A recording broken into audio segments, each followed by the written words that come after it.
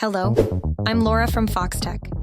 If you need to find your phone number on the Messages app on your iPad, I'm going to show you how to do that quickly and easily.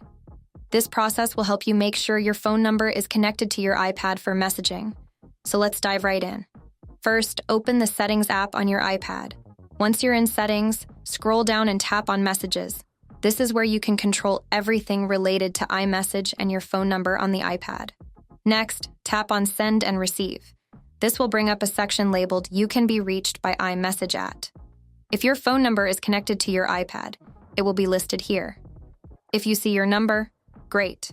Your phone is properly connected to your iPad for messaging. However, if your phone number isn't listed, there might be a syncing issue.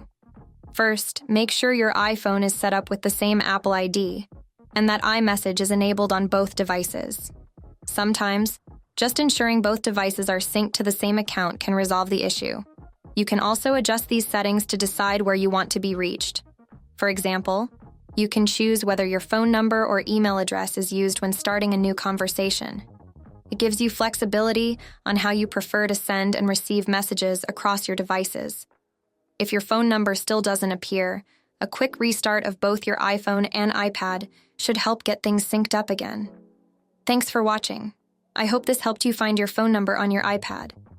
If you found this video useful, don't forget to like and subscribe for more helpful tech tips. See you later.